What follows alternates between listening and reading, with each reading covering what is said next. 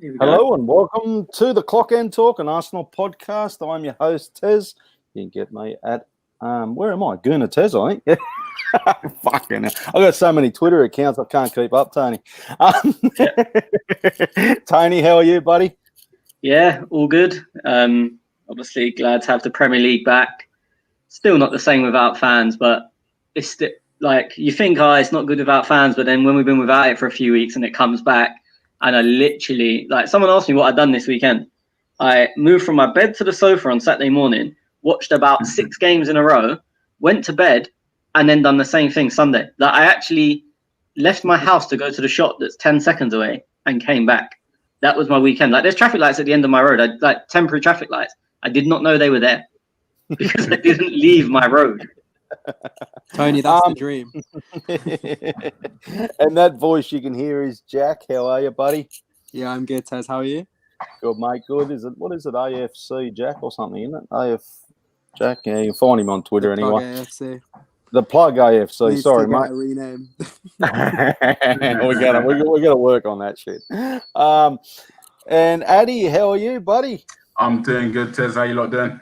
Yeah, good, mate. Good. It's great to have the Premier League back. But just quickly, are you boys? You got a little Premier League fantasy team going or what? Yeah, I'm in there.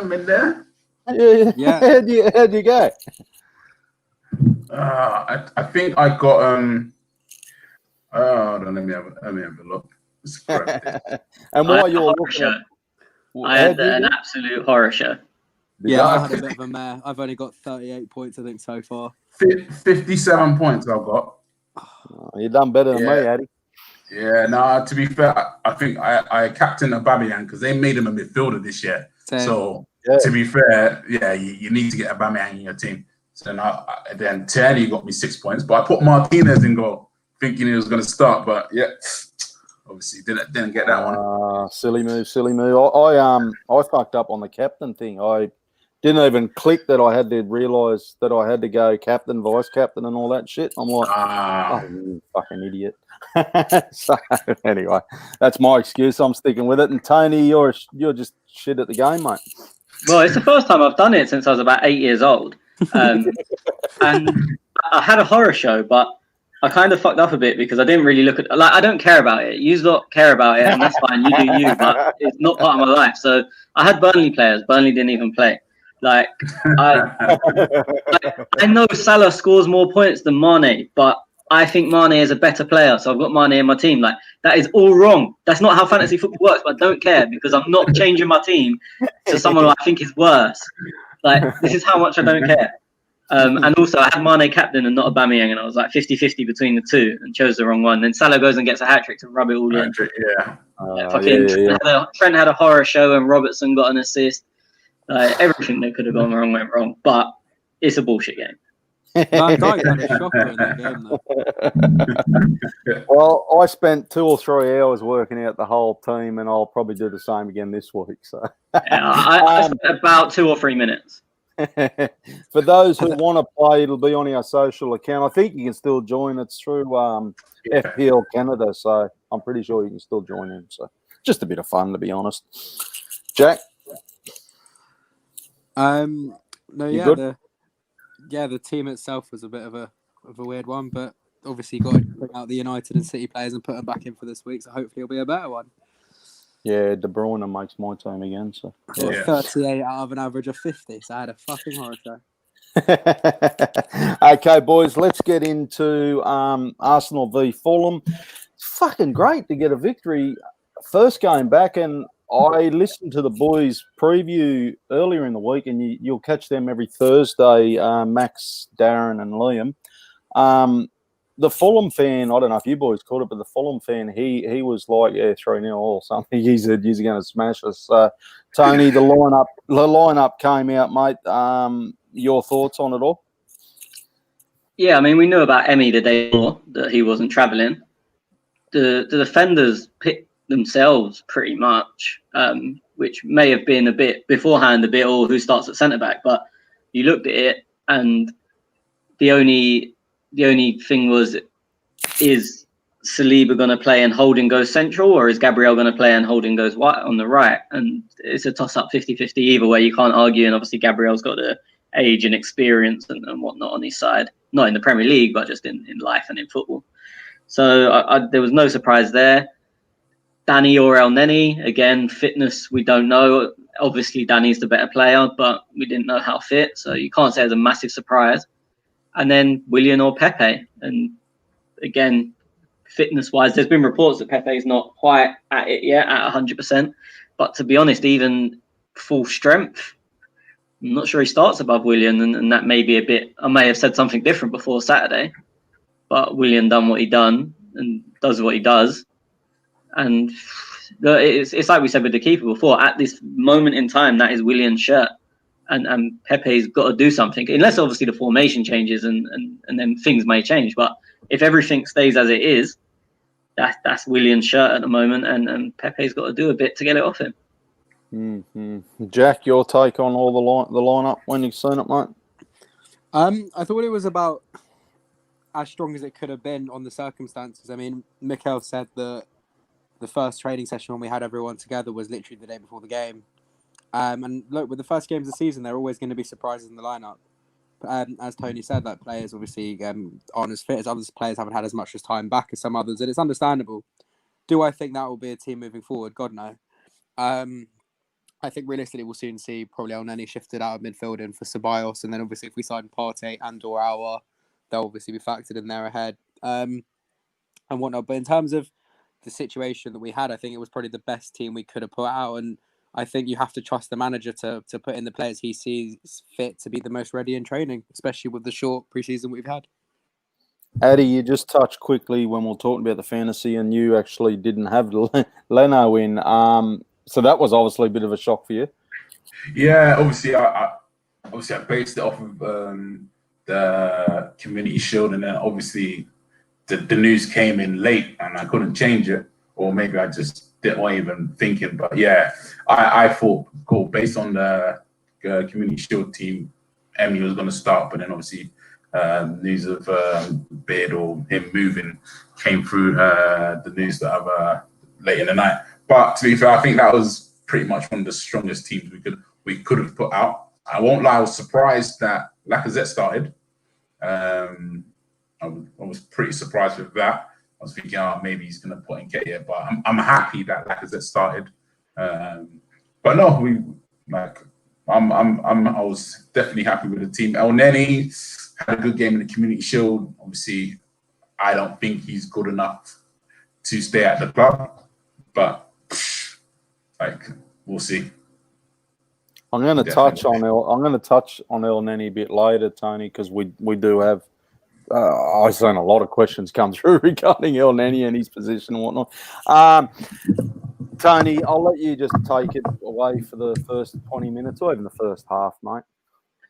Yeah, I actually thought we started off quite poorly, and not just the back pass. I thought the first, up until the goal, really, and I know it was early, it was like 8 or 9 minutes, but I thought we looked a bit ropey. I thought Ainsley looked a bit confused. I didn't, maybe it was just me, but I didn't really know where he was playing. And later on, it came out to be that was part of the system, like create chaos using him. But in the first 8 minutes when we weren't on top, you kind of thought, he looks a little bit lost there. Is it the tight pitch? And I've been to Craven Cottage. It is a tight pitch. And I thought, is the 5 not suiting it because they're too spread out? Gabriel looked a bit nervous passing. He obviously had that one that he left where Leno made the good, I don't know, I wouldn't call it a save, but dived at Kamara's feet and won the ball. And then he had Gabriel had another pass. He tried to wrap into midfield and it got cut out. And you thought, is it going to be one of them where we've all got our hopes up, start of the season, and then like just damp squid? But then we got the goal, a bit lucky. I think, was it El Neni that played into Xhaka into Aubameyang slightly over here. Obviously been recovered, a scuff shot, shit defending. But sometimes you need them goals to get you going. And then once we were 1-0 up, we were never, ever going to lose that game. My worry, and I've said this before, is we are fine with teams that press us. I think we've got a chance against anyone that tries to press us. Anyone who parks the bus, I'm still worried about how we're going to break them down and how we're going to deal with them. And that goal coming so early meant Fulham had to come out and we just played around them and we made it look very, very easy. But yeah, I still want us to see trying to break teams down because that was the issue at the back end of last season as well.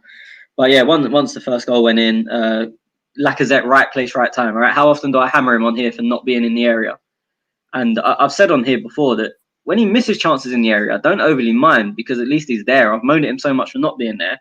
I also can't expect him to be perfect when he's in there. And he had another chance later on that he missed that was given offside, and it was never offside. If he'd have scored, it would have counted. But yeah, Lacazette, right place, right time. And yes, saw the half out. I don't think they didn't have any other chances in the first half. I'm not sure. I don't think we did either, off the top of my head. Willian hit the post from a free kick, but I don't think we actually created anything else in the first half. Mm-hmm. Jack, mate, I'll let you go into the second half, mate. Obviously, because Tony pretty much wrapped that up, and it's top hard to follow Tony with that analogy, but it sums it up pretty true too. Yeah, the second half was. I mean, look, I although I see differences under Arteta, I think that we've always been the sort of team where we really thrive off a confidence boost, and I think getting the early goal definitely was that. It was notable that Arteta celebrated by going over to this new set piece coach that we acquired from Brentford. It was a great ball in. If I got to be honest with you, I don't think Fulham defended it well. However, Gabriel did well to get into the position. I didn't really header it; kind of came off his shirt. But the new rules for handball say that the shirt lines are the limit. So that obviously that allowed it to count. Ball went through the keeper's legs. As I said, I also think the keeper probably could have done a bit better. I don't think his positioning was great. But then again, when you have that many players in front of you and a header comes in like that, it's not that easy to react in time. Can I just jump in quickly, Jack? Just 2 seconds. Yeah, of course. Addy, when I played, I had the posts on corners defensively. Being 5'7", I was never going to win towering headers. And for me, if the ball was in the 6-yard box and the keeper didn't come and get it, it was his fault. I couldn't care less how many people were in his way. So I'm looking at that goal and saying, yeah, they're defending with shit, but keeper, what are you doing? And I know obviously you play in goal, so I just wanted to get the keepers union going. So, one thing I would just say is that I coach as well, and I do set pieces, and my set piece routine, attacking set piece routine, is exactly that: flood the goalkeeper because he's not coming out. You're not coming out. If it's me, I would attempt to come out and see if the ref's going to give me a free kick, knowing that I'm not going to get to the ball. But that is the best strategy to take a keeper out of the game, literally flood him and just get bodies. Yeah, I'm thinking come out and get the foul. That's what I'm thinking. Yeah, if I was in that position, that's what I would do. I would come out and try and get the foul, and then just hope the ref sees, oh yeah, I'm getting blocked off. But other than that, like it is hard for a keeper to come through all of those bodies. You don't expect a team to set up like that, but that is actually how I set up my attackers when we're doing it. The thing is, because they're so close to the goal, if the attacker gets anything on it from that range, it's going in. Like you see, it bobbled off his shoulder and goes in. So for me, I don't care if you can get to the ball. You ain't gonna save it if the player gets it anyway. So you got to come, whether you dive, go down, cry at the ref. You got stand on the line. For me, is the last thing you can do. It's the last thing, yeah, 100%. Sorry, Jack. I just wanted to clear that up. No worries. But yeah, so after that, I mean, obviously looking at Aubameyang's goal, I actually thought there was a lot of similarities between that and then the goal we scored against Liverpool in the Community Shield, and also to an extent similar to the build up to obviously the one in the semi. But I think what that shows is that even when we're playing with a back five, we still have an identity of how we want to play out the back, and it shows that we are confident as a unit. We are calm on the ball. We don't have any of the insecurities that we used to have as a defensive structure, and I think it shows and it does work. I mean, playing out from the back, what it does well is it basically draws players towards you, so you can essentially just pick them out one by one, and then you put yourself in a situation where you're on a quick counter with not too many defenders around you, and it works perfectly. The finish was exquisite, and the ball by Willian was as well. And I think overall for the game, I mean, realistically we probably should have won the game 5 or 6-0. There were quite a couple of chances we didn't take. I thought Lacazette had a good game. So did obviously Auba was great. Willian I thought was probably one of our top 2 players in the day and that's not only because of how he obviously created the goals, but just influence he had connecting the play, showing how we can fix that creative issue that we had last year, was relevant, was obviously there and clear. And I thought that Ceballos actually looked very sharp when he made his cameo, especially after not having that much time back in London and training. Yeah, as a whole, I thought it was a really positive performance. I mean, personally, I can't remember the last time I've watched Arsenal dominate a game away from home, let alone dominate a first game of the season like that. And all it can do is push us up. And I mean, look, we're lucky that our next couple of games behind closed doors, because going somewhere like Anfield, for example, after West Ham is somewhere where we would struggle with, where they got fans there. But I can't see a reason why we wouldn't be given a fair chance in that game on the basis that it's behind closed doors, especially because we look a real force. And even when we have moments where we're struggling, we're not panicking. I mean, when the defense gets the ball, they're not doing what they used to do and trying to get forward and get the ball and play. They're keeping in their structure and they're stopping those cutbacks. And we seem very hard to break down. We seem very resilient, very, very resilient. And all I can see is positive really from that performance. When I get it's Fulham, but then again, it's the first game of a Premier League season. Normally, a team that's just got promoted will be all up for it, whether there are fans there or not. You boys have pretty much summed the game up well. I've got fucking chooks clacker and carrying on in the background. But Addy, I'm just looking at a couple of questions that have come through on Twitter. And Frankie, he's a Glasgow. Well, Celtic fan, okay. YouTube listener here. I love the show. Thank you. First time asking question. Do you think El Neni will stay at Arsenal? If we do not buy another midfielder, Guendouzi will never start again. So many options if we do not buy. There's a couple other questions there regarding El Neni as well. Ball Winder. Why is El Neni still playing for Arsenal? If this was his trial, then why were Ozil and Guendouzi not tried? So just a couple of questions there regarding El Neni. Your thoughts on it? He had a good game. Similar to the Carling Cup. I think El Neni's problem at Arsenal was that prior to Arteta coming in, was that he was just a sideways ball player. Never really looked to break lines or anything like that. It was literally always safe. He wasn't really an enforcer in the midfield as well. Cool, he had legs to get up and down the field, but he didn't really give Arsenal anything. He was a safe passer of the ball, and I think in this system and his safe passing, it helps to be in this system. So I think if Arteta just wants somebody to again make sure they're in the right positions and creating angles so the ball can progress, El Neni will be okay in this team. My only issue with El Neni is that when we come up against the bigger teams and better teams, will he be able to apply this same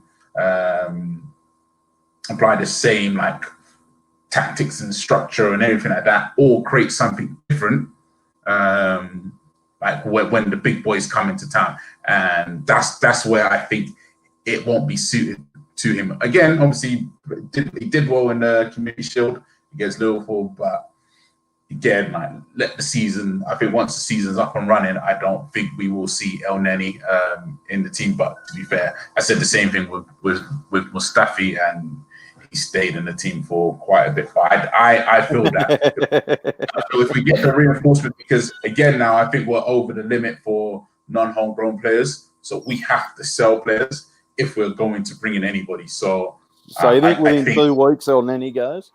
Yeah, 100%. Yeah. I think he either goes on loan or we'll sell him for like 1 million. He's a very easy player to offload. I mean, he did a good job last year at Besiktas. He'd be an easy player to shift out on loan, in my opinion. I often wonder whether he's there, and whether we keep him for a backup option, because let's face it, I think Ozil's done. He's not getting back in this Arsenal team. I think Guendouzi's gone. He's done as well. I disagree with you on both. Okay. Disagree with you. I don't think Ozil's done, and I think Guendouzi. I think because of his French under-21 appearance and him having the armband, I think that might have actually knocked some maturity into him. But then I think it's just okay, cool. let's see him and see what happens. But I do think Arteta might give him another chance. But then it's going to be up to him whether he takes it with both hands or whether he fumbles again and like acts childish and gets binned off. Well, but Ozil, on a bit, not in the bin, Ozil.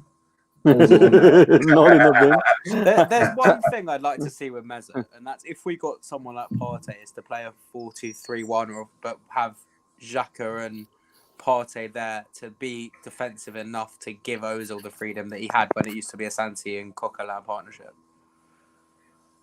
I agree with what you're saying, but I can't go down that path of what ifs just yet. If Partey signs, absolutely agree with you totally.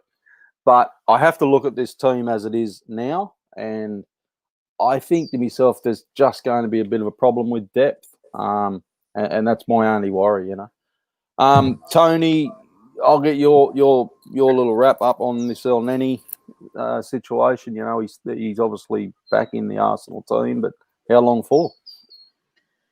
It's a tough one because he's a system player, and as Adi said, in this system where you just get the ball, pass the ball, and it doesn't have to be a difficult pass. You're not looking for him to break the lines. He's okay. He's fit enough to get up and down. He can make simple 5-yard passes. That was the problem before, but in this system, that's not the problem because he always was okay under pressure. Someone pressured him, he gave the ball 5 yards. Now he can do that, and that's part of the system because you're inviting pressure and you can play around it. Where I disagree with Adi is that he said that he's not sure about him in the big games. I'm more okay with him in the big games because they're going to press him. My worry, and obviously I alluded to it earlier, is teams that go on then have the ball. And then his 5-yard passes become a liability because this other team's got 10 men behind the ball, 11 men behind the ball. You're trying to break quickly, and he's fucking about getting it from one centre-back and giving it to another centre-back. No turning, no looking up, no going forward. I don't know if he'll still be here. I think he's probably a handy person to have around, and by all accounts, he's someone that's well-liked within the squad. And there's always a couple of players at every club like that where they're just sort of loved in the changing room and they're okay. They're not first team level, but they're happy to not be first team level. They'll come on and do a job for you and everyone's mate. I wouldn't be surprised to see him go, but I also wouldn't be surprised to see him stay either.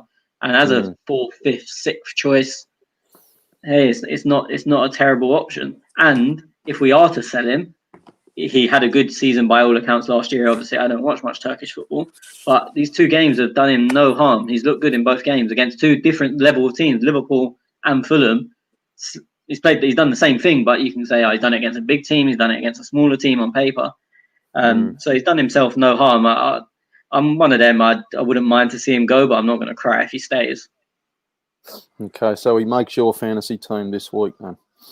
he must be like, I don't even know the rules of how this fantasy bullshit is scored, but I feel like he's the worst player. Does he make points? Because he's that type of player that probably racks up a few points. You know what? The only points he's going to get is clean sheet because he's in the midfield and playing 90 minutes. That's the only points. So what? 4 points, I think, is 4 or 5 points. But any other than that, no, don't get him in. Do not put him in. Yeah, Archie has just said, and questions and comments are coming through on the live chat for those who listen on the podcast later, because I forget you can't see. Archie said, people need to realise it's more than football with Ozil now. He attacked the club off the pitch. He won't come back in the first team. Addy? The only thing I'll say about that, I don't think he attacked the club.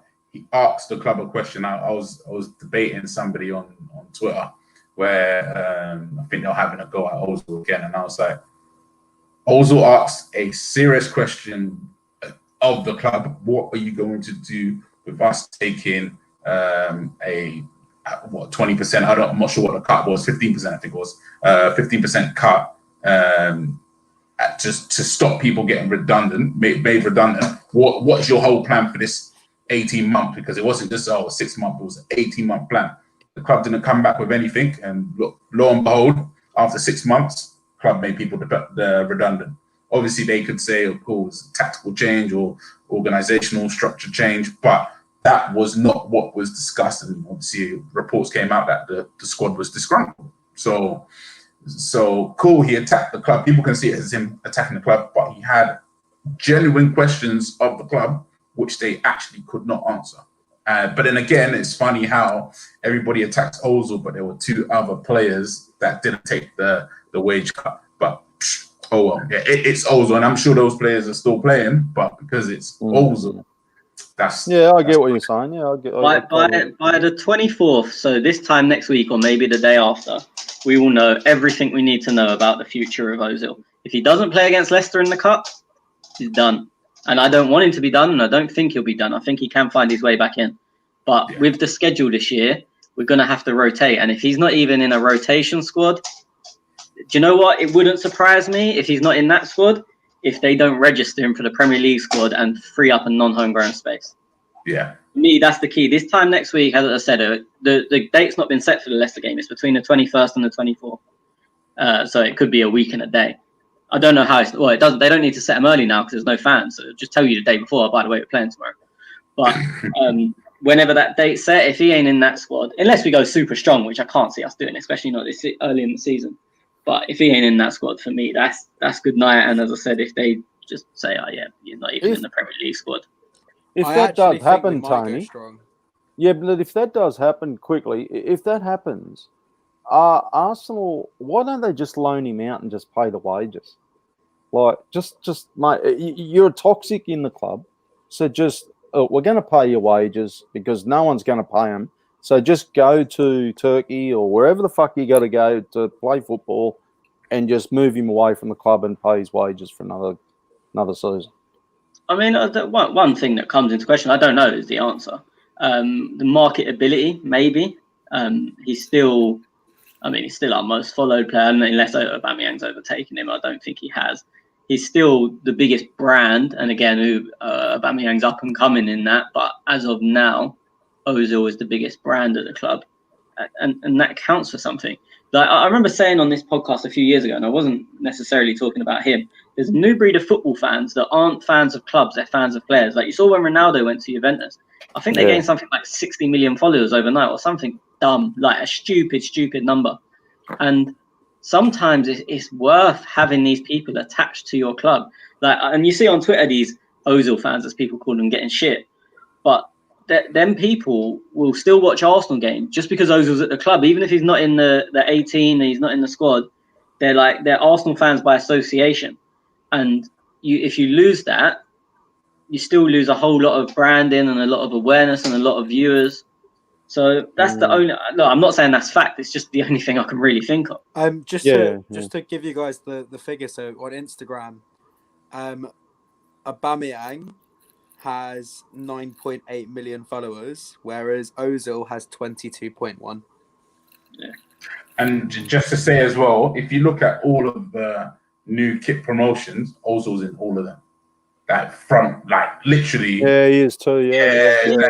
So, I don't think that's I agree with Tony with that. Yeah. Fanboys over fans, says Archie. Do you remember when I said that on here a few years ago, and I got shit for it? No football fans are like that. And I remember saying, I hate it. I hate that is a fact, but it is. It is a fact. It is a fact. Yeah, okay. Now 3-2-1, boys. Fulham game. We do a 3-2-1 every year. We went to start it last season, but then I got sick and ill and all that shit. And then I lost it. Jack's going to record it this week for us, or this season for us. 3-2-1. Hopefully at the end of the season, whoever comes on the pod, we tally up a score and we have what is. Sorry, I've just seen Mike's comment. Have you? Just no, I didn't say it. Oh yeah, what's he saying? There you go. Well, the football jerk. Is he still running that account? Why are you all hiding behind avatars? I'm saying an avatar. It's my real face. I'll be honest. I don't want no one jerking off over me. That's why I don't want. I love mate. If I come on, last thing I need is some fucking little African cunt jerking off over there.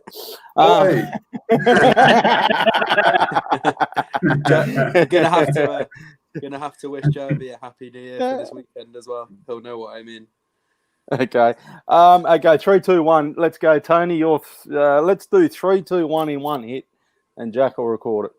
Cool. Willian was my man of the match, so he's my 3.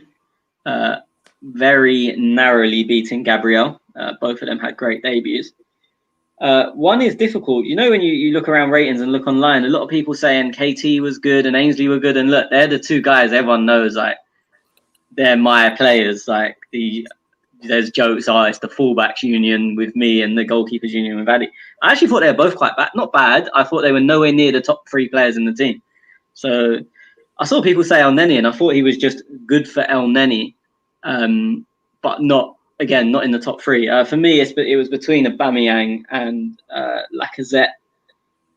Maybe a slight favouritism. I'm going to go Aubameyang. I maybe because I just like him more. Performance-wise, you can toss a coin for me between the 2 of them. Okay. Jack? I'm going to give my 3 to Gabriel. Bar the first 10 minutes, I thought to put in that sort of level of consistency and maturity when he hasn't played a game in like 6 odd months because of Corona, because they finished season early, I thought was really promising, and to get a goal kind of just caps it off. Willian, because he got, what you can call it 2 or 3 assists. Flawless performance for him, especially in his debut, but then obviously he's proven to the league as well. But based on the fact it's his debut, he has to get the 2. My 1 would either go to, I was thinking of a few players, and I think I'm going to give it to Leno because he hasn't actually played a proper game in a long time. He was very solid when he had when chances came his way. Although there weren't many, I just think he didn't make a single mistake or seem that there was ever any issue. So simply because he hasn't been in the side for that long, Leno will get my 1. Addy? Okay. 3, Willian. 2, Gabriel. And my 1 goes to Bellerin. I thought he had a good game. I get that, for sure. I think he's, again, now he's coming back into it. I think he's had that steady, run of games. He looks slimmer as well. Just looking at him, he looks much slimmer. I think he got a little bit food. Yeah, no, but then I think he got too bulky under Emery. I think he got too bulky. I remember that Chelsea match away when we lost 4-3 or something like that. He looked too big and bulky, but now he looks like trimmer. So I think he had a good game, put in some good balls. I thought there was one Aubameyang. I didn't know why he tried to go around the keeper. I thought as Bellerin played it in, he was just gonna literally slide it underneath the keeper. But no, he looked really good. I agree with you, and I didn't think of him, but we need to speak about the tash. It's not on. He needs a shave. You can't do that, man. Oh, man. Everyone's having his hair is too long. The vegan food, no meat. Now it's the tash. Oh, come on. No, performance, the best I've seen him in a long time. But he always gives me a reason to look at him and just think, prick. Look. He just looks a bit like a 1980s pimp, doesn't he? Sorry, just Archie's just said, and again for people listening, so I can't hear it. He's clapped Daddy and said Bellerin was much better than Ainsley, but it doesn't fit the agendas. I am bang on the Ainsley agenda, as everyone knows, and I will sit here and say Bellerin was better. I'm not stupid enough to deny it. He actually had a very good game. Yeah. Okay, my 3 will go to Willian. You nearly said Willock there, didn't you? No. Look, I just, at the start I was thinking, what type of signing is this going to be? And, shut up, trying to do a fucking podcast. Fucking chooks. We signed him and I thought, he's going to be one of these guys who are going to be a Chelsea reject, and he was really good. So I'm looking forward to him this season. 2 will go to Aubameyang. Fuck mate, he's becoming my new favourite player. He's just signed a contract now, and I'm like, I got to get it. Oh, I'm going to have to, mate. 1 point, surely it's got to go to the sneaky bloke on the bench. How the fuck did Matt Macy single-handedly work his way back on that bench? Matt Macy cannot come on for us. I don't even want to see him in He's the any. sneakiest, I remember watching sneakiest Matt cunt that I know. I remember watching Matt Macy for the 21s. It was then at Boreham Wood, the same day Iwobi broke through for them against Bayern, and I thought Macy was insane. He was like the 6'5" keeper who got everything. I'm like, he's got quality, but his career plateaued. He's 26. 26 years old. 26, fuck, mate. Mate, he somehow single-handedly got the other bloke out and snuck his way back in. I'm like, fucking hell. Look, 1 point. I'm going to give it to El Nani. I just think it's probably the 1 point he's going to get I've all already season. written it down as Macy Tez. Oh, come on.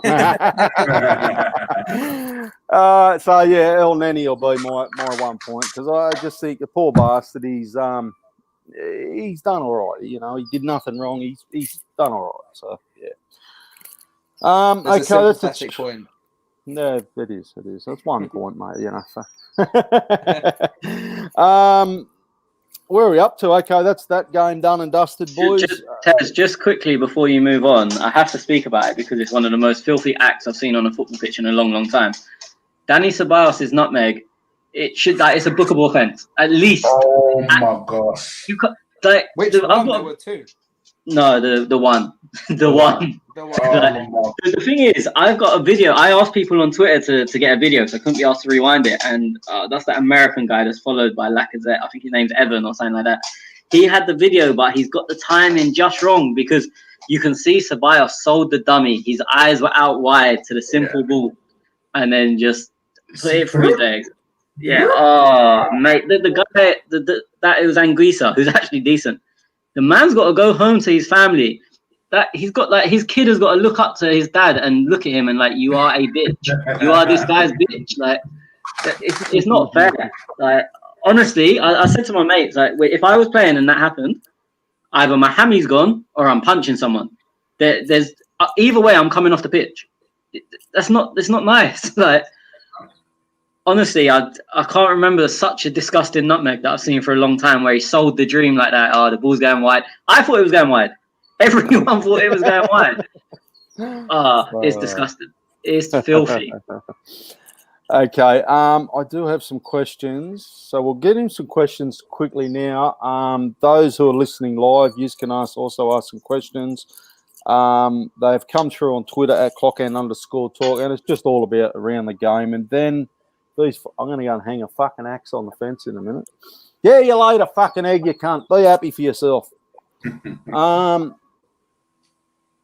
So we've got some questions, and then we're going to do our predictions. So FPL Canada, that's who we are in our fantasy league with. Tony, back looks good, front looks good, middle needs work. Granite Ceballos, insert name here. Otherwise, I'm really confident of much better season than last. Clever movement from Maitland Niles. Was good to see the kid's going to be an England regular. There was a lot in that question. Yeah. That last little bit, I don't think he's going to be an England regular. I think if Southgate actually picks the correct squad, he doesn't touch anywhere. Good thing Southgate won't ever pick the right squad because he's. I'm stuck in the middle here. Right. I'm Just quickly, podcasting with a couple of fucking poms. Who cares? Your team's shit. You fucking drew against fuck knows who. So move on. on a very quick side note, if Wenger took that England job, that England team would compete to win both the Euros and the World Cup. How the fuck are you fellas top 4 in the world? Fucking Blind Society could beat you clowns. Seriously, which team are we talking about again? Tony's very quiet there, isn't he? Okay. It's coming home, Tez. That's how we're top 4. I reckon my Socceroos would beat you. Ever. It's honestly the best phrase in football because it's so simple. It's coming home. I've lost all the Pommy listeners now. They got the shit, so walk off. Granite Ceballos, insert name, Tony. Who else? Yeah, I mean, yeah, it's difficult because if we're playing a 5, there's no insert name. They're the 2 unless you're rotating for players that we don't yet have and they potentially come in. I thought Ceballos looked super sharp, and maybe it was the pressure of the lack of pressure of coming on at 3-0, and you can just have a bit of fun with it. But he just looked so smooth, and he looked a bit quicker. But yeah, there's no insert name there, and it does still worry me. And I've said this will be the third time I've said it on this show. Breaking teams down is still going to worry me, but I think that's always going to happen with that back 5. I think if we're playing a back 5, we're more going to break them down with system rather than ability. Like some of the runs Ainsley was making, like he was basically a number 9 at some points, and Bellerin made some central runs. So it's not more going to be the more killer pass that we've probably been used to with Ozil over the years. It's going to be more a system breaking them down by a player turning up somewhere where they probably shouldn't be, so no one's marking them, or the centre back goes and mark them, then the striker has space and so on. So that's the worry with the midfield. But in terms of insert name, in this system with the current players, it's them two. And even if we do get, especially Partey, he comes in, but he's not going to help on the creative side of things. Mm-hmm. Yeah, but then I don't think he plays in a 2 with a back 5. I don't think your centre mid is going to be Xhaka and Aouar. Oh no, for sure. But then that's why we had the debate last week about the potential. Oh yeah, no, I'm answering the question. He's saying in this system, obviously, if different players, then the system changes. But in this system, I don't think we get a creative player. I think the system is the creative player. I do think though, if we sign both of those midfielders, playing a 5 at the back is a criminal offence. Well, Tommy asks, he says, if we bought William for the number 10, why are we after Aouar? Surely Partey is more important. Well, I think we signed Willian as more of a utility player who can either play out wide or can play in the 10, where we have the options. He can play on either wing. Because, I mean, with Aouar's more of a slightly more attacking 8, I'd say. Yeah. But he would fill that role perfectly. I mean, you could play the same 4-3-3 that Liverpool and City play. Obviously, I mean, the 3 midfield, the way they play with more someone deep and then 2 players ahead of them. You could, in theory, play Xhaka in the deep role, and then Partey can build a box-to-box, and Aouar can maybe sit slightly higher up in a more attacking capacity. And essentially stagger it, so it's a bit like a V, but it's closer between Xhaka and Partey than it is between Xhaka and Aouar. And then Partey will cover, and then Xhaka can also then cover that section when exposed. In the same way, if we get none of them, are you boys worried? I'm not worried if we get lucky with injuries. If we play the 5 at the back we ended the season with, I personally think we are, especially with the new defenders. I definitely think we still would have a chance for top 4. However, I think signing those 2 players would categorically solidify top 4. If we signed those 2 players, I would be gobsmacked if we didn't make top 4. And if we didn't make top 4 with those signings, I actually think, and I love Arteta, but I would think people would actually need to start asking some questions there, because with that midfield and seeing how we progressed, we should be walking the top 4 even with the other teams who have strengthened. But I'm also saying that because I think Arteta can do that. Just to clear something up, you boys have done your predictions with Arsenal. Have you gone on now, or are you going on signing one of these 2 players? Bit of both. I've gone on now. I've got to go on now. I've gone on now, and they're top 4 in the top 4. Okay, yeah, righto. Okay, we'll get to that. We'll get to that. I've done mine. On in the top 4. Please erase that from your. I got one more question, MAA Gunner. If you could combine 2 current Arsenal players to make one, who would they be and why, Addy? 2 current Arsenal players, or wait, sorry, was it 2 current or any 2 Arsenal? 2 current, mate. Yep. 2 current. Such an easy question. Is it? It's so hard, man. Granite and Aubameyang would be me. Nah, never. I would say. Yeah. Granite with speed, boys. You know what? I would put Pepe and Ceballos. Guendouzi and Luiz. Deadly serious. How did you come up with that? Who? What? Me? Pepe and Ceballos. No. Jack. I would like to see the passing capability of Luiz. You just like their hair. No, I think Guendouzi, if he had the defensive ability and the passing range of Luis, he could be a very, very good defensive midfielder, I reckon. But I also don't think Guendouzi has a future at the club, nor do I think Luis does after another season. So I mean, on their primes, not on now. And Addy Tobias Pepe, did you say? Yeah, Ceballos Pepe. What's that give you? Oh, actually, nah, fuck that. Aubameyang Martinelli.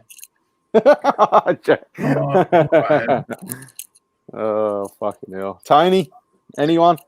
I'm kind of disappointed in Addy because the first name that come to my head, well, the first thing, and I don't necessarily agree with this, but at least to get the fans off his back, is Ozil and someone that is seen as hardworking. So nah. See, let me tell you why. If I say that, yeah, that means I don't think Ozil is a hard worker. But I already know Ozil is a hard worker. See, no, do you know what? Mine is my answer to this is twofold. It's Ozil and Lacazette for two reasons. Imagine Lacazette dropping deep as that kind of false nine and then be able to pick the Ozil pass. Two, imagine Ozil had the love from the fans that Lacazette gets for no reason whatsoever. So it's not only on football, but also on, like, Lacazette can miss and people are praising him for taking a shot, even though he's one-on-one. He misses a penalty and they go, oh, at least he had a go on goal. He's like, what? So imagine that praise, like, oh, Ozil breathed. Yeah, he's man of the match now. So, okay, yeah. Archie has asked, Awa got sent off tonight for Lyon. Would bet on Arsenal buying him while he misses 3 games. I don't think they transfer over. There was an account on Twitter that said they do, but I've never heard that one before. It's an interesting one because I know they definitely don't cross country to country over the season, but obviously we're in the same season now. So I don't know. I didn't think they did, but I might be wrong. I mean, he can't, if he leaves, I mean, he's out until like after the transfer window now. So that could potentially be his last game for them if he goes to us or someone else. I heard I watched a bit of the game and the commentator was talking about that was his last game. What's commentator? No, I don't know. I think someone brought it up in the WhatsApp group too. Well, who was it? Was it the gaffer who said after the game, or someone said after the game? I just saw a tweet that they said they've not received any offers for him or Depay, which is a blatant lie on both sides. Yeah, he's a lying bastard, though. Isn't he, really? No, but I like when teams lie like that because it usually means they're a bit further down the line. Arsenal, especially, used to. I'm sure they still do put NDA contracts with any offer. As I said, they used to do it with every offer. I assume they still do. So he's gone from openly saying, "Oh, Arsenal had an offer that wasn't good enough," to now saying we've had no offers. For me, that makes me more hopeful rather than less. Archie also says, my question is, why is Lacazette twerking so hard to stay? Also involved in Aubameyang's announcement. Thoughts, lads? Tony? He's an integral striker. It's just I don't know. I think there's just a feel-good factor at the moment, and everyone wants to be there. I think that's what it is, yeah. Even as fans, there's been times where, like, especially like me, people go, oh, what'd you do this weekend? And when I've been up to Anfield and got beat 87-0, like, I've gone to Arsenal and blah, blah, blah. But now at the moment, I'm saying it with my chest. Like, I'm only watching it on TV. I'm not even going. They're like, what'd you do this weekend? Oh, yeah, I watched Arsenal. Like, there's just that at the moment. It's fans, players, everyone. There's just that feel-good factor at the moment. I think this is the first match of the day I watched for 2 years. 2 years? I'd seen every game, which kind of killed match of the day for me because I just sat inside and watched the game. But so I just watched the Arsenal game again, and then I watched what the pundit said. And it's all right when it's Wright and Shearer because they're pretty decent pundits and they're quite having a little dig at each other. But Dave, we're talking about players. Dave said Ozil and Laka, he combines skills and work rate. There you go. Okay, so predictions, boys. So every year we put on we look into our crystal ball, Tony, and we come up with our predictions. I'm going to start from the bottom, and I'm just going to go around the table. Tony, so your Premier League underperformers this year. Cheers for starting from the bottom because I hadn't completely prepared from the top.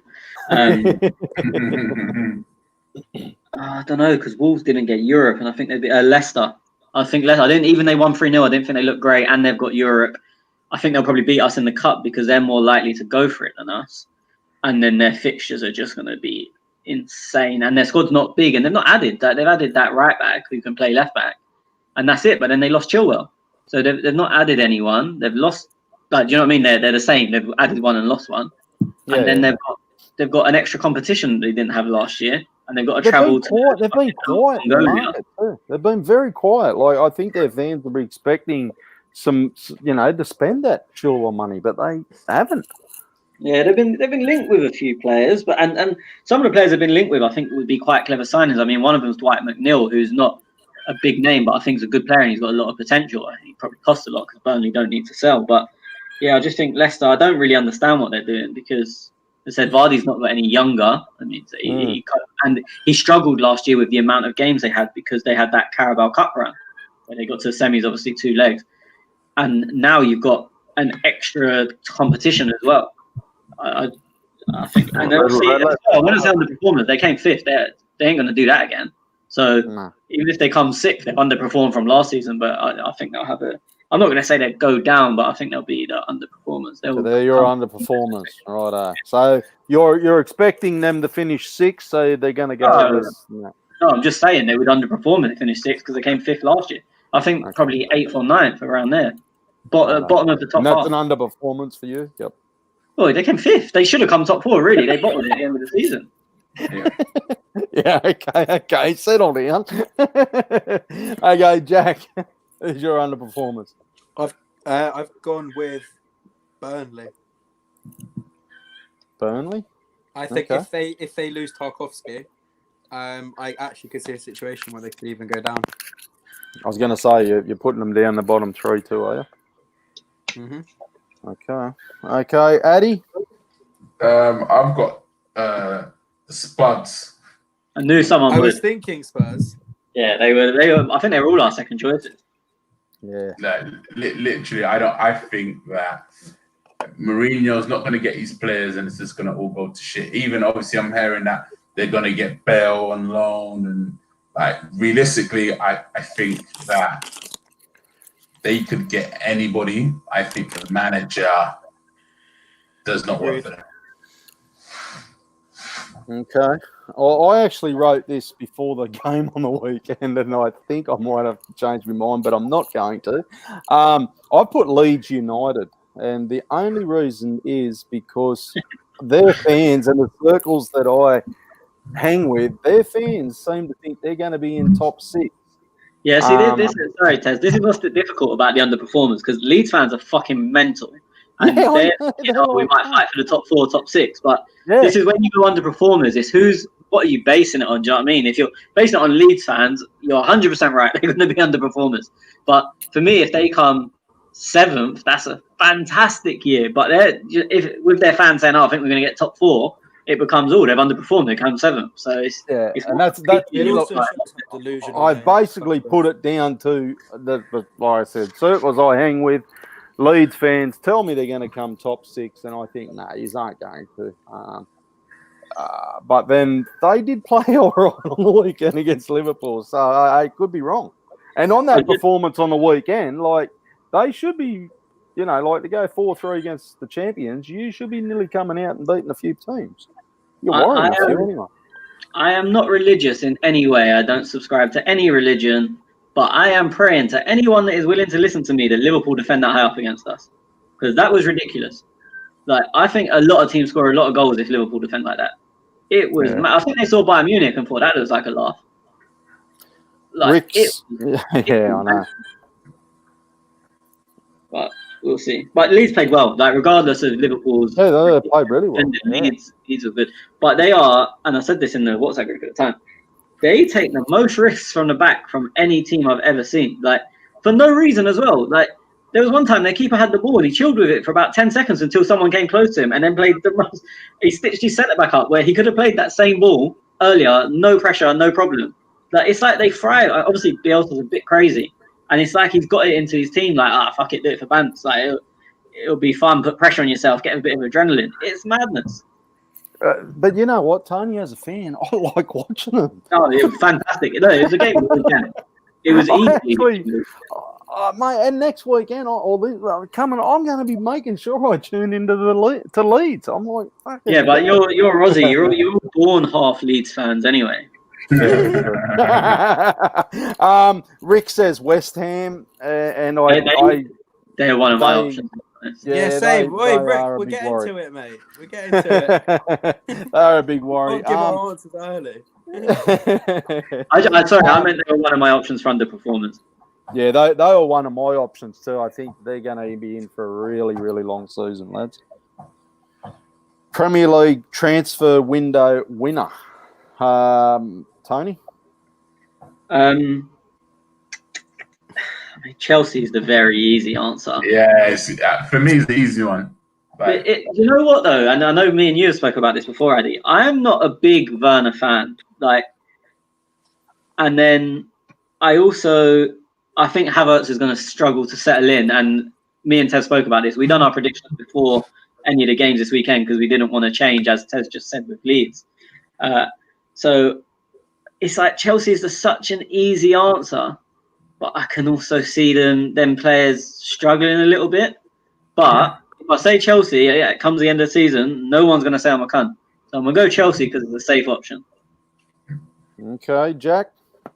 I have gone with the Arsenal. You think we'll win it? Okay. No, I think we will win it. We will win it? Okay. Yeah. Yep. Addy? I said that last year and we failed magnificently. So I ain't falling into that trap. I'm Chelsea. I think they've got the big names and that. See whether it would come out to work out well. I don't think so, but I think they've won the transfer window, as in the quality of players that they've brought in. Do you know anything about the keeper, Mendy? I know nothing. I've never heard of him. Never heard of him. Had you ever heard of this Runnerson? Because I hadn't. Never heard of him as well. Never. I thought we were going to get Raya from Brentford. I really wanted Raya. Yeah, I actually wanted him as well. He's a quality keeper. I watched just as much of him as I watched of Martinez since the restart. Yeah. But then that's the thing. They've taken him out of their squad. I checked this weekend. He wasn't even on the bench. He was striking originally. Yeah, see that. Yeah, but he's now apparently agreed to stay if a suitable offer does not come in.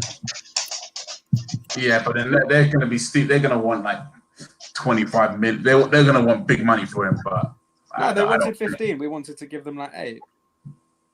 Yeah, they should know. That's. Yeah. There's no point getting rid of Emmy and then spending the whole money to replace him. Or basically, the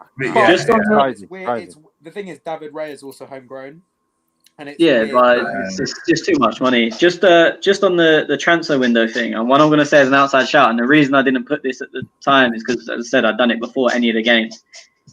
Everton have signed very smartly. Alan is. The guy is what Torreira was meant to be, if we're honest. Yes. A lot of Arsenal fans don't want to hear that. But if we're honest, Alan is what Torreira was supposed to be. Decore is Decore. We know about him. I'm surprised no one said Everton, to be honest. Well, no, but I thought Alan a bit small, maybe struggle a bit. James, how's he going to deal with getting kicked? And he seemed to deal with it. All right. See, I think I did this before James came in. I done it Friday night, so I done it before any games, but there's no more transfers gone through since I done it. See, Decore, remember, I think there was a pod. You said, what player do you want from Watford? And there's a free team that's gone down. Yeah. And I said Decore.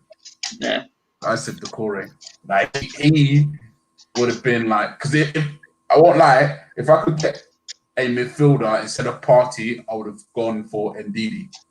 Ndidi was somewhat Premier League experience. He already knows it. I would actually spend the money to get Ndidi. But then Decore would have just been the free option for Ndidi. But I think we missed a trick on him. Well, mine's going to be a little bit different, all you lads. I've gone Manchester United. Anyone who signs Van der Beek, you're already a fucking winner. Do you know what? You're already a forgot fucking about winner. him. I was just thinking, who have they signed? Like, I completely forgot about him. I was thinking, is he just predicting Sancho? Like, Because they've literally signed the only player they couldn't fit in the squad. And Sancho, if they get that one done, I absolutely win it. But in my book, I think they've already won it. Like that is. Can I be honest with you? And when I say a good 120 signer, boys, hang million on. on a player it can be considered good business. It's fucking brilliant business, especially the price. The price they got him for is absolutely like. No, because it's extortionate. It's not. It's not. No way in the world. One thing I'll give you. 120 million. He's not, but that's what they maximum 80. No, but then this is the reason is that much is because he's English. No, but then this is the thing, like he may not be worth that much, but if that's the price that they've put on him, and Tez, let me just say to you, Van der Beek, I think I called it when Aaron Ramsey was leaving. He was my straight Aaron Ramsey replacement because he's a midfielder that knows how to time his runs and gets into the box at the right place at the right time and gets those easy tap-ins like Aaron Ramsey did. He is a goal-scoring midfielder. My only issue with he's going to be the bee's knees. Hold on. Let me finish. Sorry. Let me finish. My only issue is you've seen so many players going to Man United that do not fit that system, and unfortunately, I do not think he's going to fit Man United's system, and I don't think he's going to look good there. That's it. Okay. Young player of the year, Tony. I think Trent wins it every year until he's not allowed to win it anymore. And I think that's 25 now, so you can just wrap that up unless he gets injured in the next 5 or 6 years. Because he's made a new role. He's not a fullback anymore. Like what he does is a new job. I don't know what to call it. Like the guy can't defend, but he gets 20 assists from right back. It's madness. Jack? I would say hang on 1 second. My breakthrough is I don't know if it counts, but I'm saying Saliba. That counts. Whether it's right, I don't know. No. I thought you was going to go, I don't know if it counts. Rashford. I thought he was going to say Ozil. Because like he's a kid breaking through, but he's also a new signing that was 25 million quid. No, it's age. Like, age is the... It's young. Wait, sorry. Was it young player of the year or breakthrough? Young player of the year. Hang on a second. It's meant to be breakthrough player next. No, it was young player of the year. Young player of the year. I got it right. No, it's AFC. Yeah, AFC breakthrough player.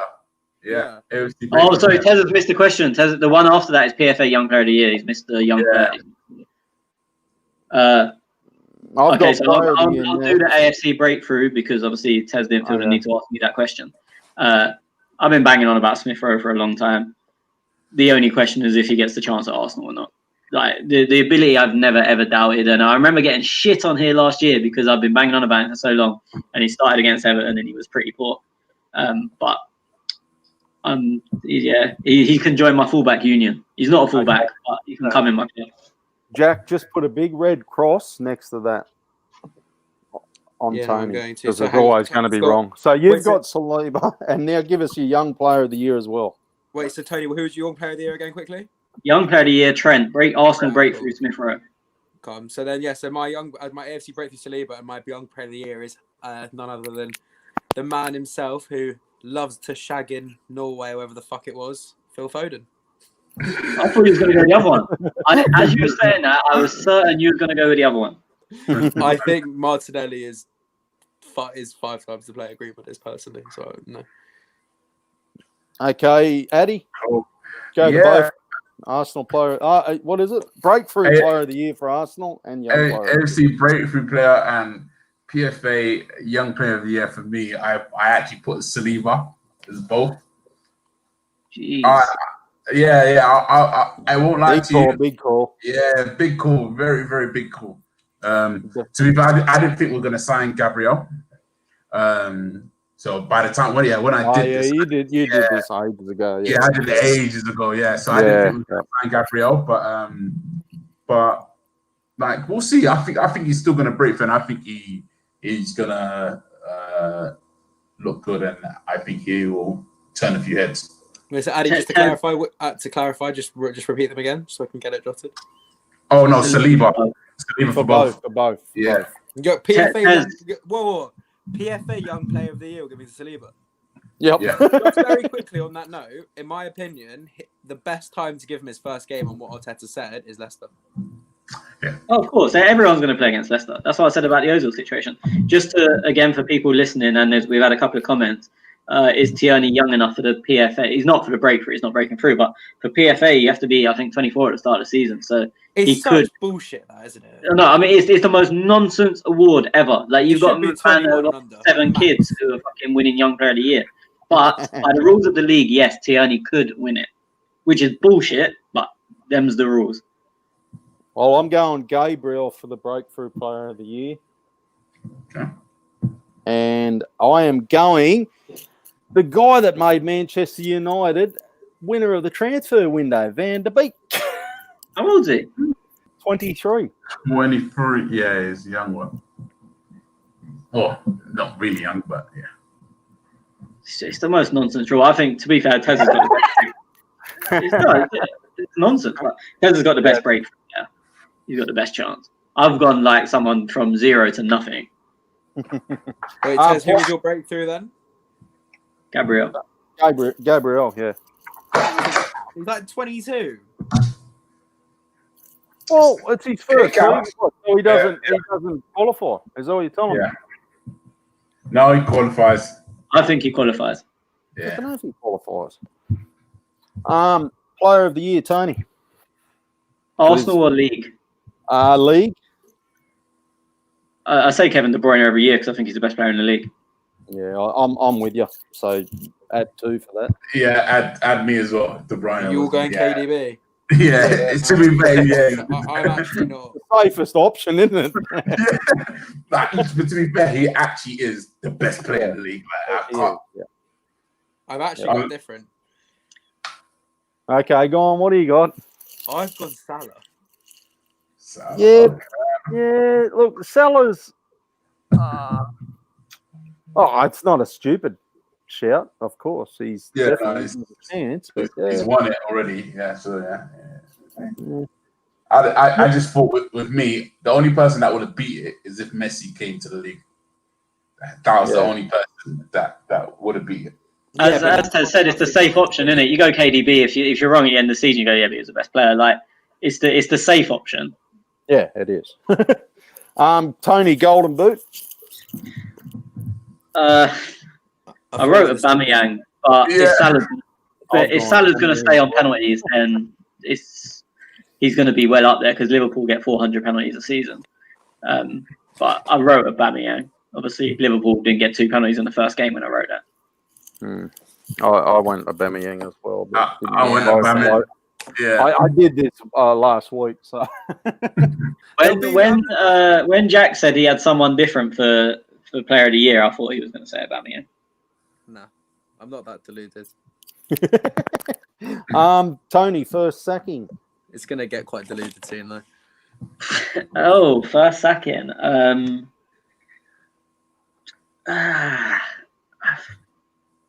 This was easy for me.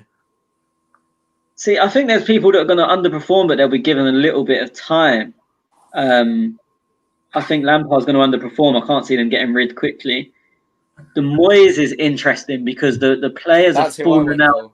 Yeah, the players are falling out with the owners. And what size does Moyes go to? If he goes on the owners, then the players revolt, he gets sacked. If he goes with the players, the owners might be like, well, you're a prick, you're not backing us.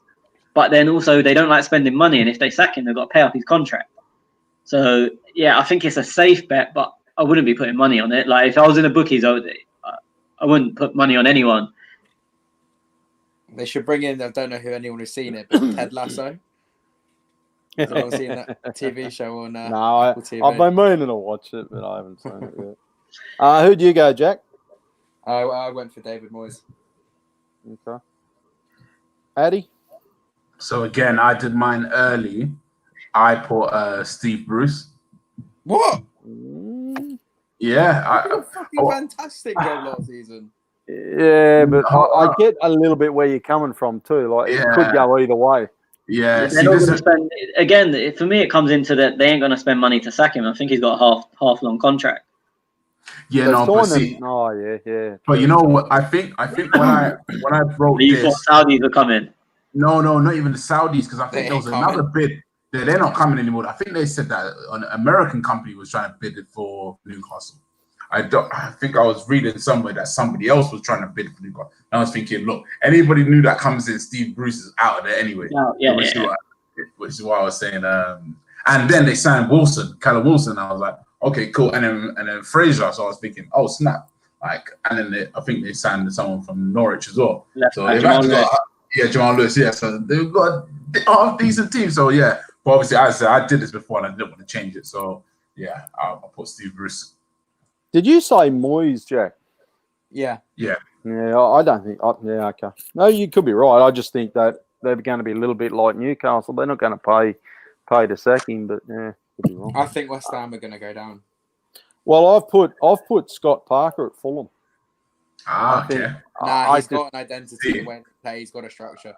I just think Fulham are going to be that terrible this season. They won't have a choice, and unless they're in it just to be relegated and just have a season of we're going to be. This is what we are.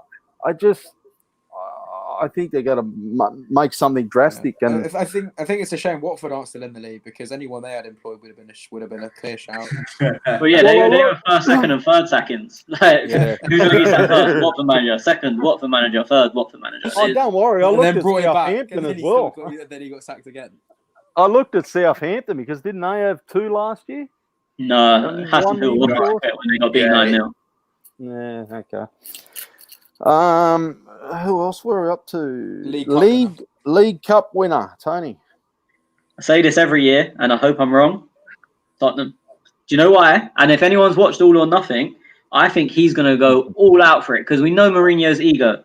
So I think they're going to be playing like fucking Newport County and be playing Kane, Son, everyone. Because he'll come in and go, I was the man that won a trophy after 10 million years. And he's the type of, he's so arrogant that he will happily come 15th in the league and win the League Cup and be like, I was the guy that won the trophy. Obviously, I hope I'm so wrong here that it's unbelievable. But just everything I knew about Mourinho anyway, and then watching All or Nothing, and I finished it today, but obviously I've done these predictions before when I'd already seen the first 6. I hate him so much, it'd be the exact type of thing he would do. Tony. Hence that's why I've done this similar to you, Tony, but different trophy. Yeah, so. Tony, I have to admit, I actually went for the same. I did mine this morning, and I do regrettably think it will be Spurs for very similar reasons. However, it also wouldn't surprise me if Mourinho was the only club who never won a trophy out with Spurs. But also, if they're going to win, they shouldn't be winning the trophy, but he'll go balls out in a competition where no one gives a fuck, and people are going to give less of a fuck this year because of how congested the calendar is. Like, go balls out. We've got the second round today, and the third round is next week. And they've got Europa League in between, but he is still such a prick that he'll prioritize it. Like, you know what Mourinho is going to do. Am I the only one that sees them losing on Thursday? I can't say. They're playing Lokomotiv Plovdiv or Plovdiv Lokomotiv. Was it not how can I say they're not going to beat? Who are they? Like, I think the guy in my corner shop plays for them. I can't say. Who are we? Who are you on, Jack? You're on Tottenham as well. Yeah. League Cup winner. Addy, who are you on? I'm gonna go with a team that's won it for the last 15 years. Man City. That's their cup. Like, can I just Tony, how fucking awful was that day when we lost to them in that behind the goal? It was fucking freezing. I think the League Cup is actually associated with Man City now, similar to the FA Cup is associated with Arsenal. I think the League Cup is Manchester City's. I've gone Manchester United for the League Cup winner. I think he needs to win a trophy, and that's the one. What does City a massive favour is that when they rotate, their second 11 is still top 8 Premier League standard. So they can rotate and still arguably beat like a Leicester first team. Yeah. Oh, City's the safe option. Absolutely. Yeah, Addy's I mean, on the there's a table. theme here with Addy's answers. I weren't going to call him out. Hold on. I'm being realistic. Hold on, you haven't seen my. Let's get to the top question. Then you'll Okay. see my team. FA Cup winner, Tony. United. Jack. Obviously, the Arsenal. I've gone the Arsenal. Addy. I've gone the Arsenal. Yep. That's our trophy. Europa League winner. Now, No, runner up. No, I've Hang on, gone. just Let's quickly. go runner up and then winner. So Why don't we obviously- just say? Why don't we say what we think the final will be? And Yeah, that's what I was Yeah. thinking. Because Okay, go that. Because we've got runner up and then winner. Go on, Tony. So I think we'll win it. Who will be in the final? I mean, it's a nonsense question. Who the fuck come up with this question? You don't even know half the teams that are going to be in the competition. Yes. I don't. Yeah, we should have like signing of the summer or like something like that. And yeah, but fair enough. Who qualified? Like, I mean, I don't even know who qualified from some of these. Who qualified from Italy? Fucking- Fuck, I can't think. I don't. Roma just snuck in. Hang on. Did Roma? It was- No, we didn't sneak in. Yeah, you I did. don't think. Did we get 6? Did Atalanta get Champions League again? Yeah, Tez, I love how you don't know that your own club got Yeah. into the Europa League. I Into didn't the think we Europa League did. is AC Milan, Roma, and Napoli. Champions League is Juve, Inter, Atalanta, and Lazio. Right, yeah, fuck them off. This is obviously the only prediction I'm doing now. Who got it in Germany? Did Leipzig not make the Champions League? What are we going to go through the whole fucking thing for you? Are we? Bundesliga. So Champions League was Bayern, Dortmund, Leipzig, and Mönchengladbach. Europa League is Leverkusen, Wolfsburg, and Hoffenheim. Oh, fuck it. Napoli. I don't think it will be Napoli, but they sound the most realistic from the teams listed. Against who in the final? No, I think we'll win it. I find. And I think Napoli. Milan got there. Wolfsburg are there. I've got a great scenario in mind. You're going to say Arsenal Tottenham. No, I'm not. I've changed it. No, go on. Someone else. I'll give him mine. So my final is Tottenham Hotspur against Villarreal, and Villarreal's, as in Unai Emery's Villarreal, will beat Spurs in the Europa League final to deny Spurs Champions League football. Jesus don't- Christ. just- You've thought way too much on that. In my opinion, I was having a debate with a good friend of mine, and they were trying to say about how pedigree can come through into a final. And I think having someone like Emery, I do think Villarreal will probably win the Europa League because his track record. I mean, he's at least got to a final in like his last 5 fucking attempts. Do you know? You know what? Just coming slightly off this, I saw everyone hammering him because they didn't win their first game, drew 1-1. Have you seen the goal the other team scored? Oh, it was Mate, a joke. It's unreal. Beautiful. Like people going, they drew with a team that have just come up. Emery's finished. I mean, he was arguably finished before he came to us, but the goal was insane. Yeah, sorry, I just want to bring that up. Yeah, thanks. Addy? I'm gonna go like a little bit crazy, yeah. You lot might think I'm crazy, but I'm gonna go and do it. I'm gonna say Barcelona to win it. Arsenal's runner up. What? Yeah. Europa League. Europa League. Europa Do League. you know what's happened? I've just called him safe, so he's going, I'm going to show him. Hang on, did you pick that last 2 weeks ago? We ain't even seen the Champions League groups yet. Yeah, no, I think Barcelona is in so much disarray that I don't think they're gonna. I think they're gonna struggle. Yeah, but watch them now get drawn to like.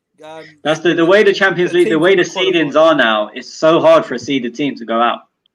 No, hold on. Look at Barcelona's group last year. They had Inter Milan, Dortmund, yeah, Inter Milan, Dortmund, and Barcelona. So they could get like another group of them. And There's always one group. There's one hard group every year. Yeah.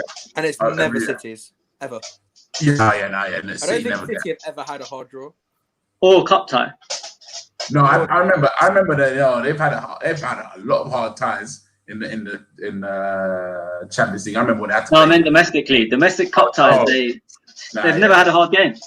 Them lot will go to the League Cup final. They played all League One sides or Championship sides. No, well, I've gone Tottenham to win it, and that.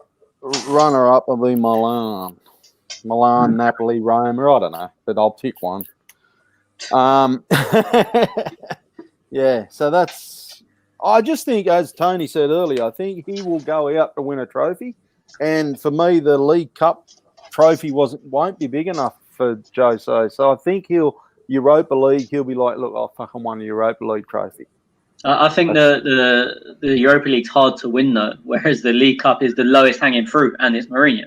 Like it's one of them. He would have criticised it when he was at Chelsea. You come into Man United, won it, beat Southampton in the final, and he was mad gassed. Like he doesn't rate it, but if it can get his name in lights, he rates anything that gets his name in lights.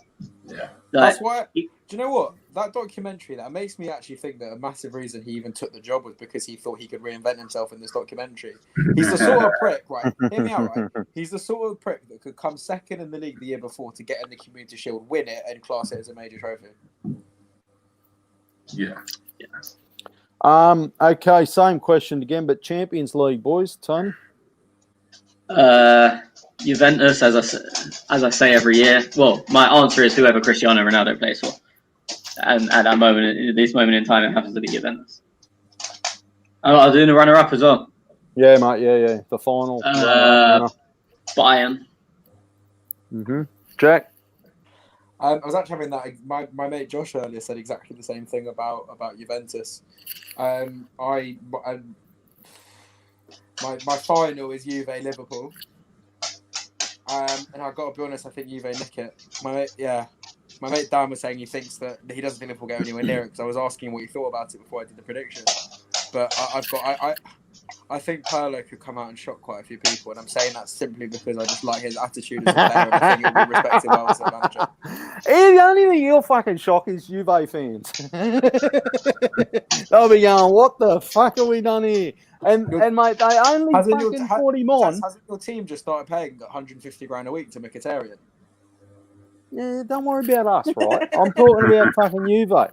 Mate, dead set. That is the worst appointment I've ever seen. And had he not have been a Juve fucking legend, he wouldn't have got nowhere near that fucking game. Absolutely nowhere near that. On the flip side, when you got Cristiano Ronaldo, do you overly need a manager? No. Well, hang about. Did they win the Champions League last year? Not all of them. Did they win the Champions League the year before?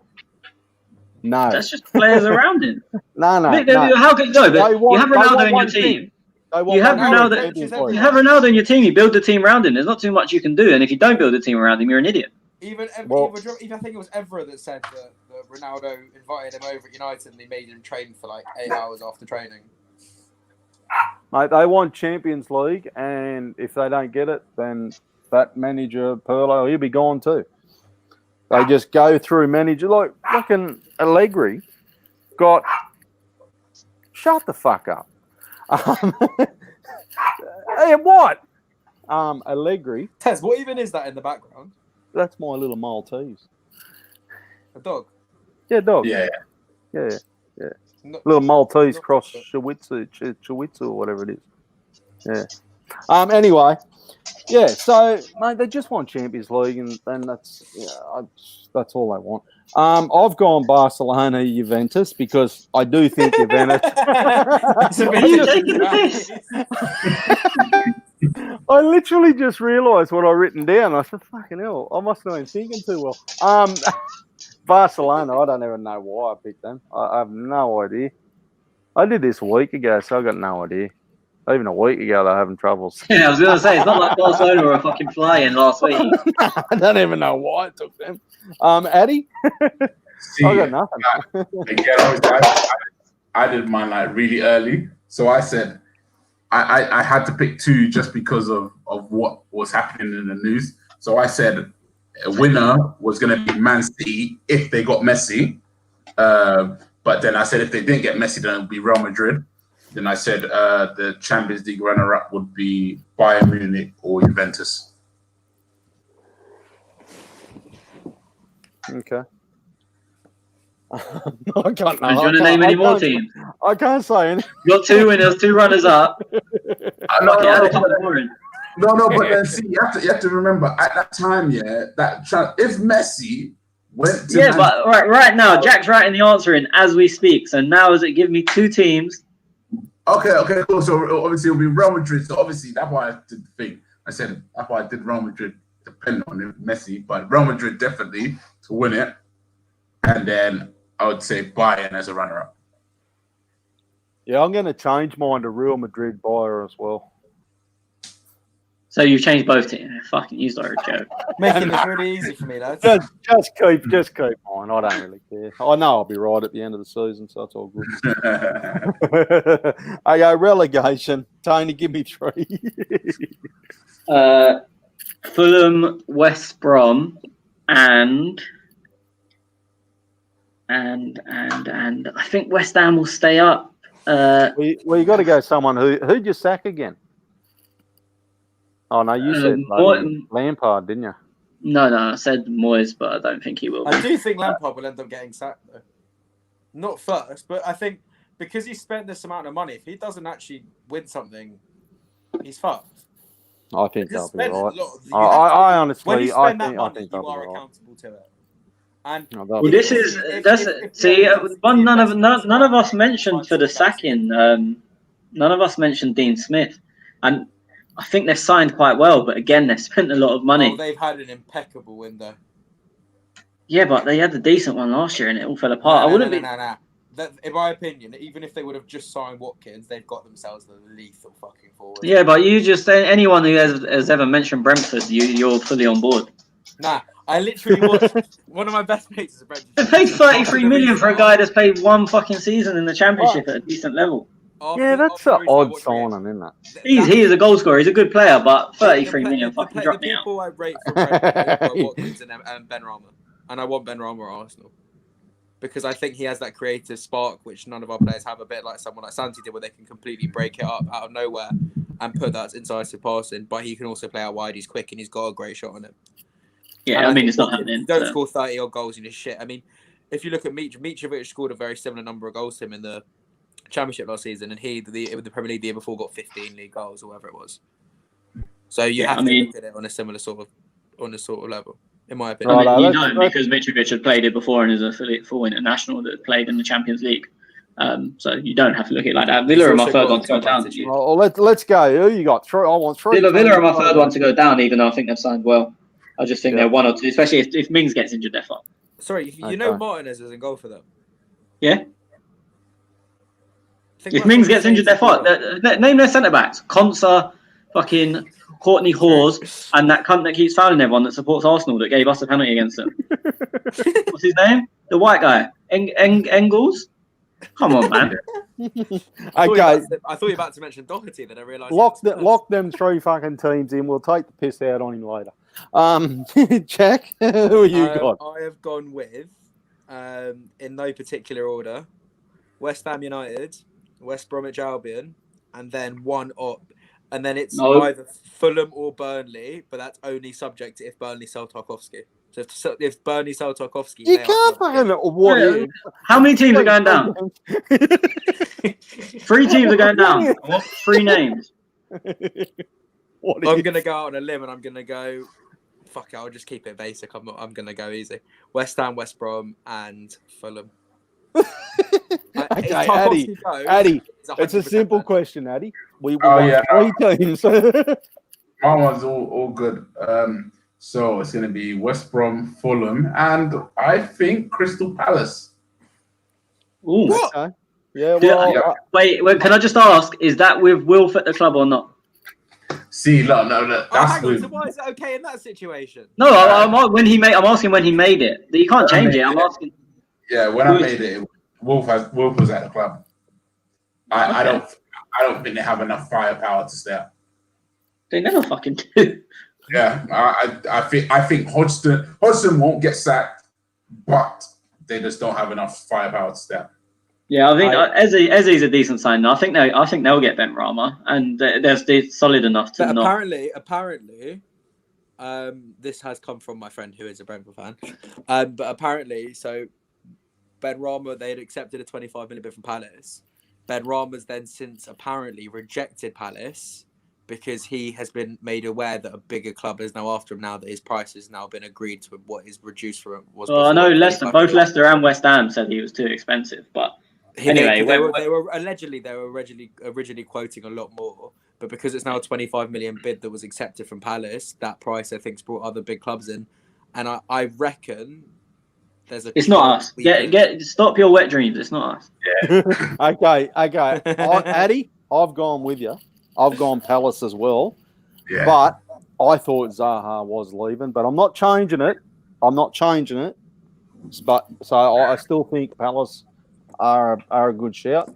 I've gone Fulham and Brighton as well. Brighton. Yep.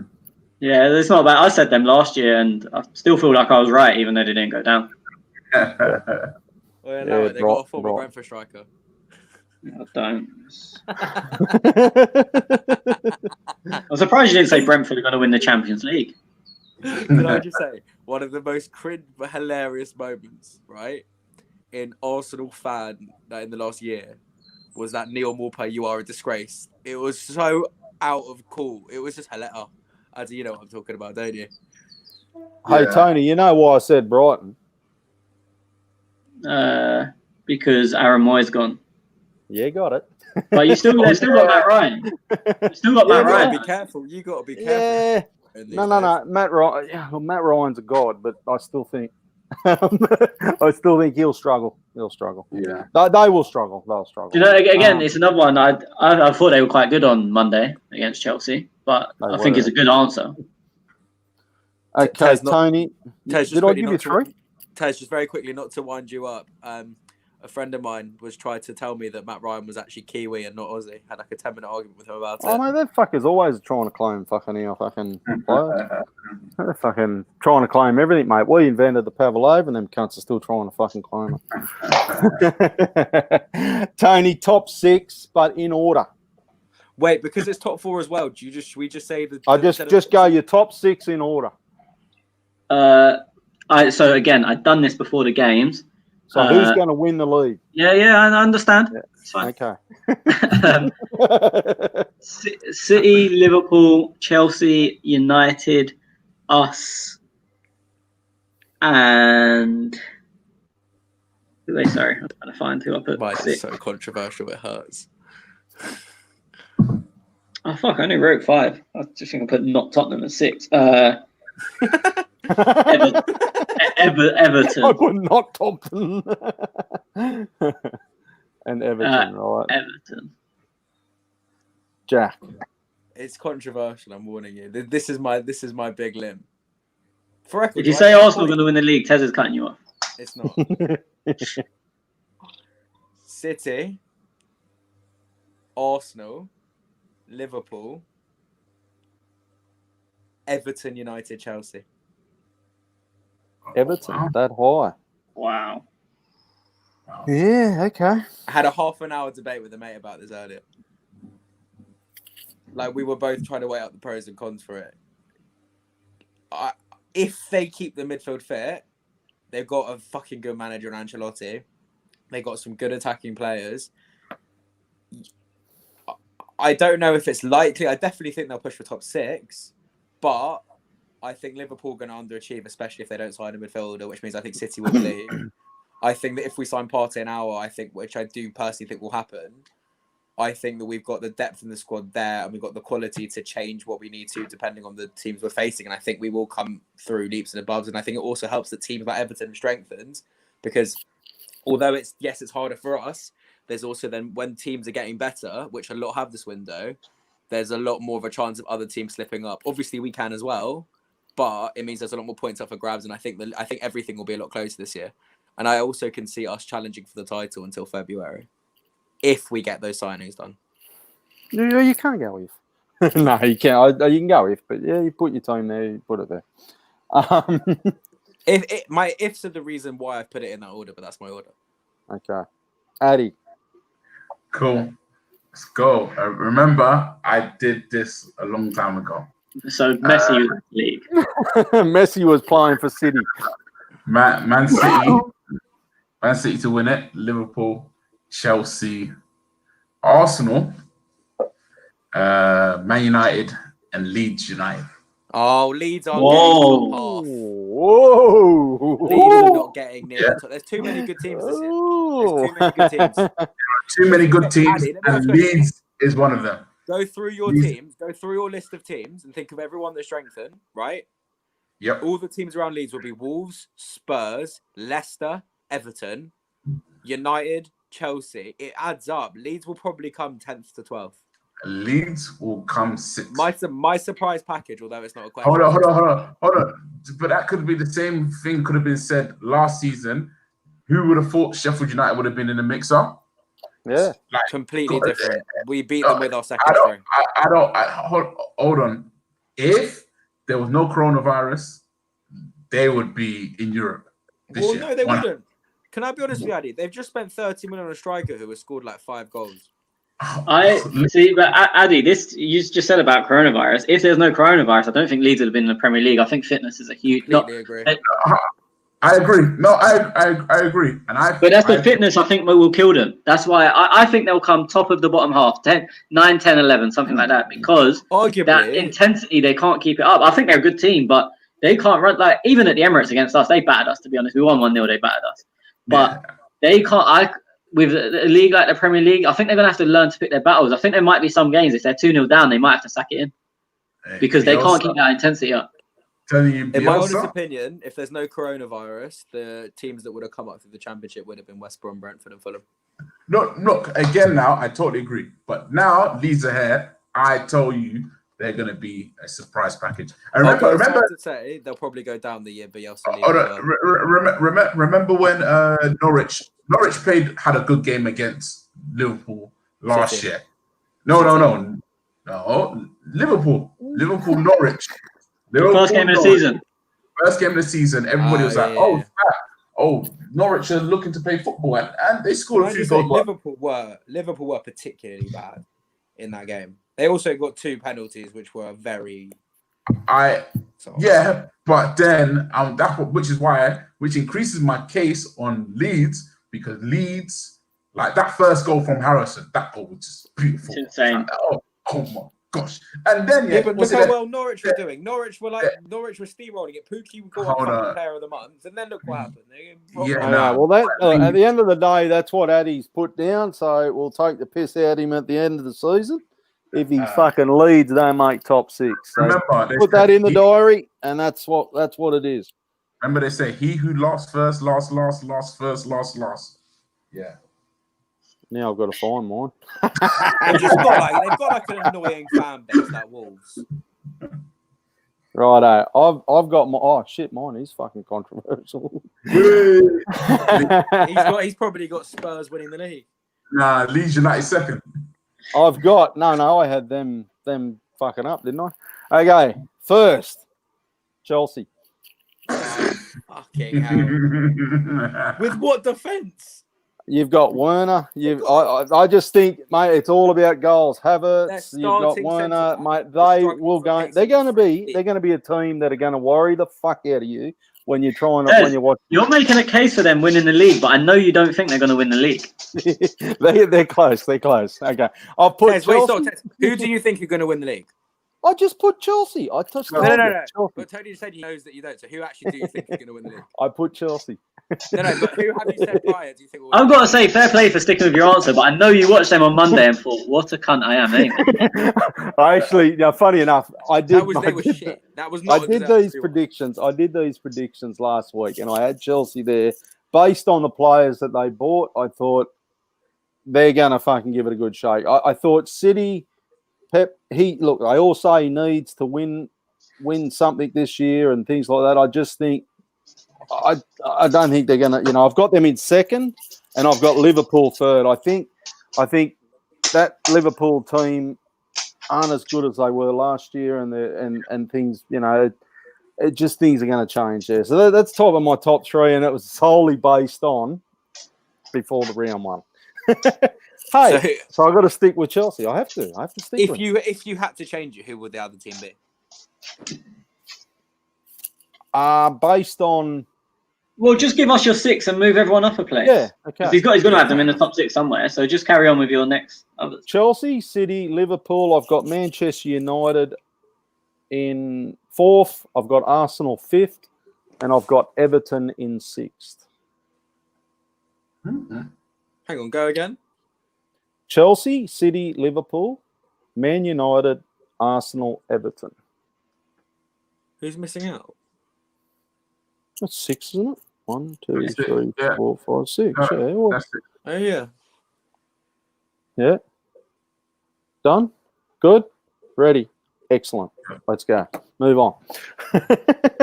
Look, I have to stick with Chelsea. I will stick with them. I think they'll win the league. Simple as that. No, you don't. Shut up. Okay. Is that it? That's everything. That's Yeah, we just had one in. question come in. Yeah. And so Big Money McShane says the situation with non-homegrown, if we don't sell EGL Nenny, could we just leave him out of the squad and replace him with new signings? Yeah, I mean, I don't know if you've listened from the start, we touched on it. I wouldn't be surprised if it happens with Ozil. So you're allowed to name 17 non-homegrown players. If you don't name someone, they just can't play. And I think you can change 2 people in January. I'm not sure if it's 2. It used to be. I'm not sure if they've changed that because obviously sometimes teams sign 3, 4, 5 players. So maybe it's unlimited changes in January. But if you leave them out of this one on transfer deadline day, you can't change until I think it's the 1st of January. Can I just say one thing on that? I think that by the reports that we're signing this Runnison as the keeper, and also on the fact that we're allegedly still trying to sign Partey and Aouar, I think it's safe to say that the club feel confident that enough non-homegrown players are actually going to leave the club. Yeah. Because if they did, they would not be going for. They would, if that wasn't the case, they would not be spending £1 million on a player to fill that space up. Agree. Rick just said, how many we going to put past West Ham, boys? Tune in to the preview show. The boys are going to do. I've got to give that boys a wrap over there. Darren, I think Max and Liam, they're going to be doing a preview show on Thursday, your time, Tony. So Thursday night it is. So it must be Friday morning, my time. Just to highlight, just because I know you like your big number of hours, Tez. So it's essentially going to be in about 31 hours. Okay, sweet. So let's wrap this up so we can get it out. But just quickly, this bloke, he always fucking throws something weird out there. Schwinn has done his predictions. I will send them over to you, Jack. I'm just having a quick scroll through. It's the first time I've opened it.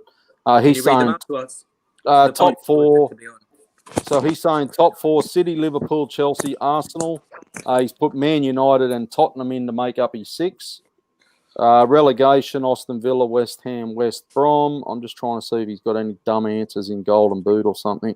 Golden Boot of Aubameyang. He didn't go with Sanchez. I'll go through the whole thing so Jack can write them down. He's got Juventus winning the Champions League, Dortmund runner-up. Wait, will you also put it in the chat as well? Just copy and paste it. Yeah. All right, cool. I'll just copy and paste it. Yeah, he's not got anything ludicrous. He's got Leeds winning the League Cup, which will please Addy. Reece James, Young Player of the Year, and he did send this before Reece James scored a ridiculous goal the other day. And PL underperformers, he's got Everton. And he says if you can add a surprise performer for Arsenal, he's making up categories here, he would have William. Not bad, for a bloke. He just doesn't even come on the show anymore. And I had a shot at him, does he even listen? And now he wants to make up categories. Fuck off, cunt. To be fair, I done that last year because I was so sure that Wolves were going to underperform. I introduced a category that's now stuck with us, and I was so wrong. And I remember after they lost, I think their first game, or they drew their first game and lost their second, I was like, "See, told you they were going to underperform," and then they come. Didn't they get slapped by Newcastle in pre-season, and then everyone was just in the? I don't know. I remember they drew with Leicester first game because they had a dodgy goal disallowed. It was the first goal with the new handball rule they had disallowed. And then I think they lost the next game, and I was running around telling everyone, see, told you they were going to underperform. And then they won their next 15 games. I'm surprised nobody put them in their top 6, to be honest. Where are you boys thinking they're going to go? 7th, 8th? You got them close? 8th, 9th. 7th, 8th. Too many teams. Okay. Right, that's a wrap, boys. We'll be back next week to review the West Ham game. West Ham, catch Darren, Liam and the boys on Thursday. And, yeah, that's it. Yeah, we don't know about the League Cup game either, so we may be talking about 2 games. We literally have no idea at the moment. Oh, yep. And also on Twitter, which I forgot to do, is a book thing, so I'll give that away next week as well. You're gonna give Thanks, it away boys. to yourself. He's already got the last one. I got the last one, mate. It's a good read, actually. Oh, Golsom fan. Good on him. Thanks, lads. Thank you, everybody, for listening, downloading, and sticking with us. See yous. See you later. See ya. Cheers.